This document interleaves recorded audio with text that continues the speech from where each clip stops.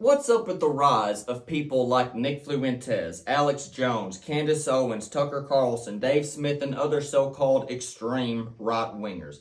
Well, it's very simple, because they're the only type of people who are actually getting anything done. And before someone says, oh, you're defending Nazis, let's be clear. I am not defending hatred or racism, okay? When the so-called extreme people are the only ones who are actually showing any type of courage or conviction, they become magnetic. Not because people love the label or love their most extreme views, but because they actually see movement. They see someone actually standing for something. You can't mock people for feeling politically homeless and then act shocked when they run towards the only group that looks like they're capable of any amount of change. Once I started paying attention, I have only seen one side openly call for violence, call for action, and anyone who supports them will post about this almost daily, expressing their opinion. They will be protesting in the streets. They are actually taking action, both violence and the better version, peaceful action. But they're at least taking action. And what do conservatives post? What do? They post memes about how bad things are. They don't organize. They don't protest. There's no real infrastructure of influence. You've got people who have been fighting the left for 20 years, whose biggest accomplishment is getting another podcast sponsor. The right talks like warriors, but they act like retirees. That is why I'm going to be honest.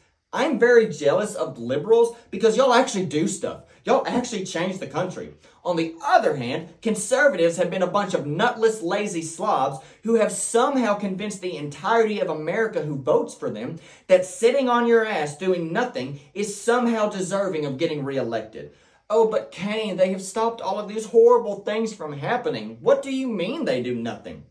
The only thing a conservative does is slow down what liberals are able to get done. They don't go back and they don't undo. They do not do anything to actually benefit America. Tell me one conservative policy in the last 30 years that actually expanded freedom. It didn't just delay the decay. When is the last time they repealed a major piece of bureaucracy? When is the last time that they took on the surveillance state or the banking system or corporate monopolies? They don't. They manage the collapse just a little bit more politely.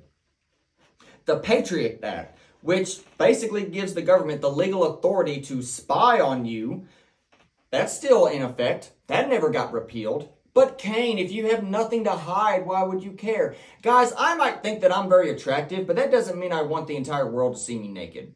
I still think we deserve a little bit of privacy. And again, this is giving more power over the people to the government, which rarely is ever a good thing. The NDAA Indefinite Detention Clause. This was renewed by bipartisan support. What does this do? It gives the government legal authority to arrest you simply if they say you're a part of, affiliated with, or support certain terrorist organizations. And again, that sounds like a great thing. Well, of course, the government's not going to pass a law saying taking away your freedom law. Why would they do that?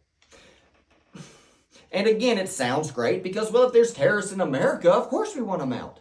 If you're a terrorist in America, there's probably proof you're a terrorist. We have a justice system for a reason. Allowing the government to just scoop up people that with absolutely no proof of a crime or affiliation is insanely dangerous. Because here's the thing. If the United States government has to simply call you a terrorist, that is an extremely scary amount of power to give them. Am I trying to say that we were not able to catch any terrorists or anything like that? No. But what I am saying is giving the government the ability to use language, which we see today, means absolutely nothing. I mean, you can call someone whatever the crap you want to, and then people will believe it. That's not a safe thing for the government to be able to do.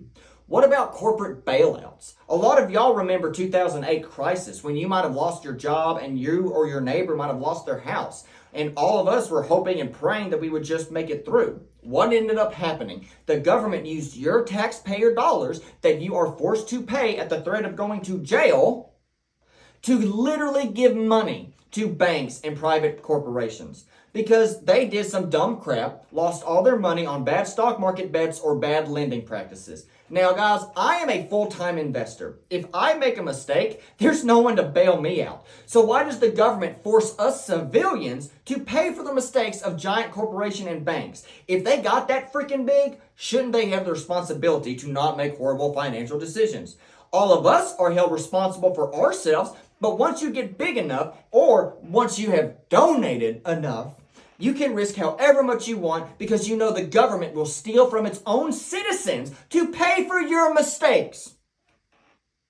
This is something that both sides have consistently agreed on, and they always will. Because, well, I hope that they're just scared. Because at the very least, that at least gives them a reason for accidentally doing these things. However, I don't believe it's accidental. I think it's all on purpose. I think that pretty much everyone, a few exceptions, but pretty much everyone who gets voted into office at a higher level doesn't get a rat's ass about this country. I think that conservatives who get into office just lie to the American people. It is professional wrestling in some pretty little suits. It's the red team versus the blue team. They will yell on camera and then shake hands off. And then all of us, we clap like it's a scripted freaking show. We have traded statesmanship for branding. There's no principle left. It's just marketing. We vote for them so we can have this political theater, and then we all believe that there are actually two different sides, instead of us just understanding that it doesn't matter if there's a D or an R by your name. You're all on the same team, which is anti-American. Because if this were not the case, why would things never get better? This is why the only thing that almost everyone in the country can agree on is the corruption, the blatant corruption of most politicians on both sides. Why is it that the only thing we can agree on is that they don't care about us? Hundreds of millions of people all agree that the system is rigged, and somehow nothing ever changes. That is not apathy, that is hypnosis. We have been trained to believe corruption is just how politics work. You would never accept that logic in any other part of your life. If your mechanic stole from you, you would get a new one. But if your government steals from you, you just shrug your shoulders and, come on, people. It is literally a running joke that if you're in politics, you're corrupt. Why do we, as the American people, normalize this and not do anything about it? It's because deep down, people think they're powerless. Because that is the biggest lie the establishment has ever sold. That one voice, one person, one neighborhood doesn't matter. That is exactly how they keep you docile. Now, don't get me confused. I am not calling for violence or riots or anything like that. Let me be crystal clear. Violence is what they want, because that justifies them to clamp down even harder and to censor and to label everyone who disagrees with them as a threat. What I am calling for is focus, controlled, strategic, civic pressure, a peaceful rebellion of accountability. What I am calling for is the recognition that people who say that they are on our side are just as bad as the people that they are telling you to hate. Isn't it funny? They're always telling you all you have to do to fix the country is vote them back into power and get the other guys out of power. Well, if it was that easy, then wouldn't a single freaking thing get changed? That is why myself and a lot of other people, especially those in my generation, have chosen to start aligning with the more extreme versions of conservatism. Not because we are filled with some hatred, although that definitely does exist in a few people, but because we are tired of a system that tells us that it is on our side, yet we have been screwed over at every single chance. Now, do I nor other people seriously want to put our trust and faith in Nazis? Hell no. Hell no, hell no, hell no. We want people who actually have the balls to say their beliefs and actually stand by them unapologetically. Even if I disagree with you, I'm going to respect consistency. I want to take a moment. I want each of you, at least those who are old enough, to remember what conservatives have actually done for you. See, I have an amazing example of something that's actually currently going on here. Republicans could end the filibuster. They could do it tomorrow, but they are choosing not to. They are making an active decision. And what excuse could they possibly give for not wanting to actually use their power? Well, they say once Democrats get back in power, they'll use it against them. That's right, because Democrats have never used political power to harm their opponents. They definitely didn't weaponize the justice system and perform a raid on an ex-president's home. They definitely didn't make up a whole bunch of fake charges to try to put someone in jail for the rest of their freaking life. When Democrats are in power, they do it. They use power. They understand the game is about momentum. The right, however, we act like we're playing chess while the left is playing freaking rugby. One side is trying to win while the other side is trying to look noble, losing. That is what's dying in this country. True conviction. We have too many people who check the political weather every morning before deciding what they believe that day. So you're saying that we cannot use political power in our government because Democrats eventually might use it against us. That is such a ridiculous point because they're already using it. They are already willing and able to do whatever. It doesn't matter if we add any more things to it. In fact, I would actually bet money that if Democrats win the next election cycle, they will start putting people in jail simply because of their political beliefs. Because they have already shown that they are willing to use extreme words to call every single person who disagrees with them fascist or Nazis. Once you do that, you can't debate anymore because you're just labeled a threat, a Nazi, or a traitor. Words do not mean anything. They're just triggers. Two different realities are going on in America. One says that if you don't want your country to be destroyed, you're racist. And the other is starting to ask a few simple questions. And as a result of them asking a few simple questions, we are now told that there's some type of Republican civil war going on. And now, of course, it's the Republicans' turn to call everyone they disagree with a freaking Nazi. Because that's the worst thing we could possibly think of to call somebody. In today's world, words mean nothing.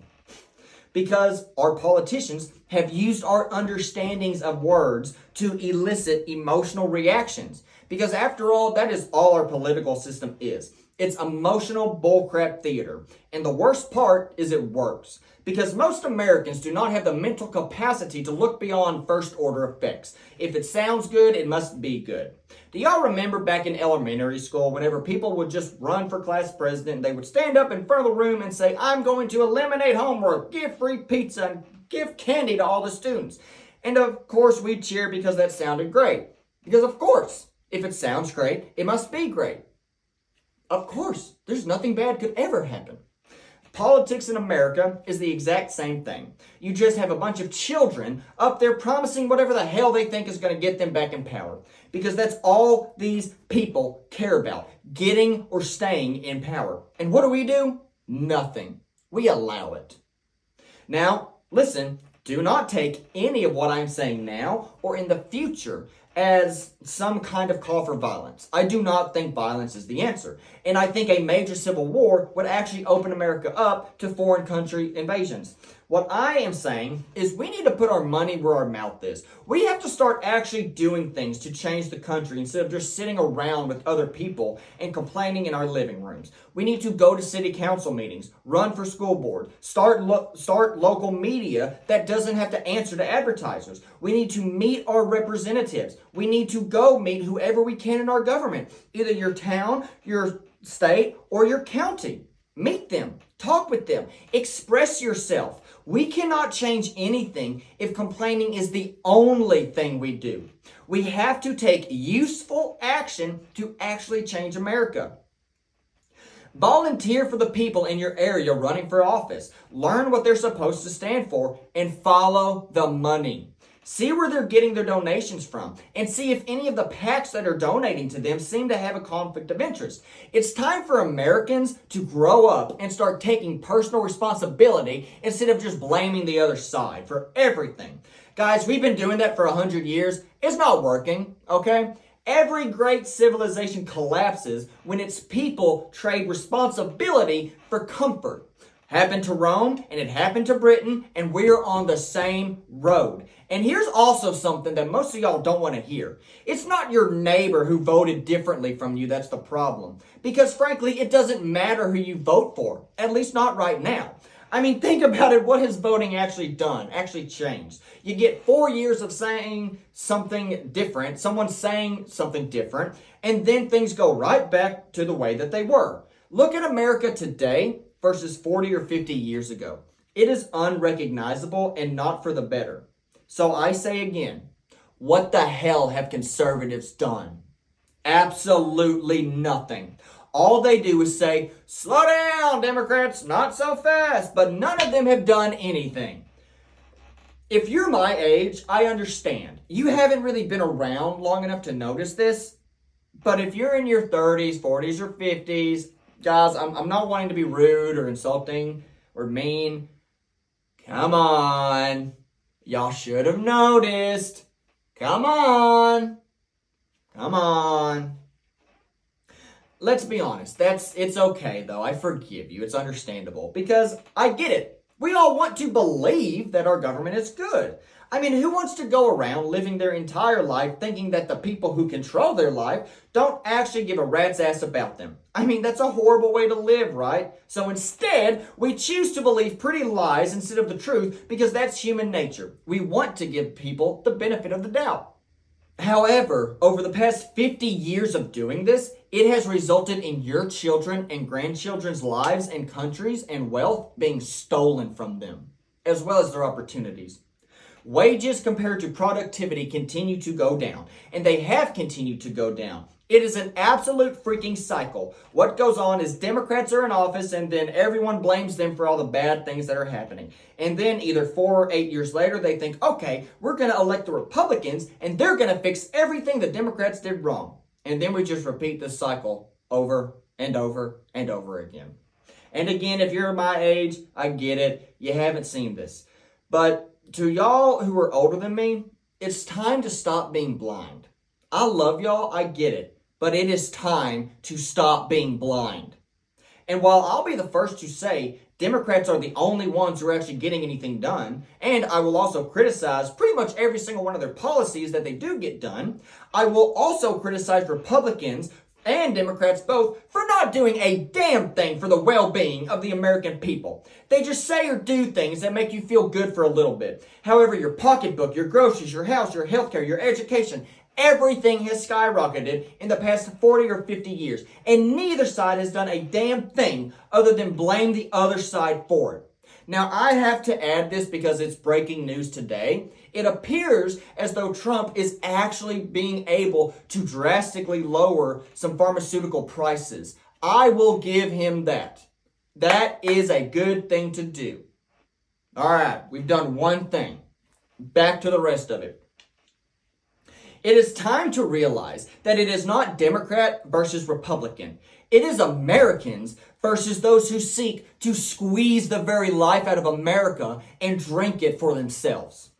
See, I used to think that this was accidental, that there were just so many horrible problems that of course Democrats and Republicans can't fix them because they're fighting amongst themselves, when in reality it's only us. It's only the citizens who are fighting amongst themselves because they are all shaking hands behind the scene. The reality is the government has to create problems to solve, because if you didn't think there were any problems to solve, you wouldn't vote them back into office to fix them. Because as long as they can continue to blame the other side, they can continue to convince you to just get them back in power. Your struggle is their guarantee. The more you're suffering, the more likely you are to choose them to be a solution. Because again, ask yourself, what has either side done that has actually benefited you in your life, instead of just making you just a little bit happy your side has won? My generation is living in a broken country. The wealth that our parents and grandparents had has been stolen from us, and we are sick and freaking tired of it. What is scary about all of this is that as soon as someone starts to criticize the government, as soon as anyone starts to ask simple questions, they are immediately labeled as the worst of the worst. And what this is eventually going to lead to is violence. Not calling for it, in fact, the opposite. However, when you make peaceful discourse impossible, you make violence inevitable. And I'll tell you the exact moment that it hit me that they truly all are on the same side. And even if they will publicly fight each other in the streets for us, as soon as we can't see them, they're shaking hands. And that's Trump's current presidency. And I know I just pissed a lot of y'all off, but I'm not happy with Trump because here's the thing. I was promised a dictator, okay? I was promised someone was going to come in here, arrest a whole bunch of people, and I was told things were going to change. And we're a year into his presidency and not a damn thing has happened. Nothing. We've gotten a few deportations and, well, he has lowered the pharmaceutical prices. At least he has said so. We're still going to have to wait and see if that happens. And a few people are calling Trump a Nazi. And, well, in reality, he hasn't done a thing. So why have so many people not been arrested? How many have been arrested? How many of the Democrats that we know supposedly try to get him arrested are in jail for treason? None. Oh, but they've announced investigations. I don't give a damn until these people are in jail because they always announce investigations and nothing is ever done. They will feed us crumbs so we don't starve. Meanwhile, they are eating feast right next to us and calling us ungrateful. Guys, enough is enough. Now, I will admit, whenever I turned 16 and Trump was president, well, my little ignorant butt, I thought he was truly outside of the system. That they all obviously hated them so much. I was thinking, wow, he's so outside. But I truly believe now that it was all a game just to convince us that he wasn't shaking hands and laughing at us with his Democratic colleagues. Because nothing has happened. He's done nothing. Cost of living hasn't come down. College isn't down. Groceries haven't come down. Meanwhile, if you mention any of this, you're called ungrateful. And you want to know what the cherry on top is? The Epstein files. Remember those? Remember how 4 years ago we were told how Democrats were holding it hostage because they're all pedophiles. And once Trump gets in, it's going to be a priority. And not a single damn thing has happened. Not a single arrest. Not a single arrest. And don't you freaking tell me, well, we're not saying anything because we need to protect the innocent people. What the hell are you talking about? If you have a video or pictures of someone screwing a kid, do you not understand how to crop a picture or video? Do you not understand that you can look at who is doing it, arrest them, without saying, oh, by the way, the kid that they were doing this to is this specific person? That logic is just another form of emotional manipulation, and we eat it like freaking cake every single time.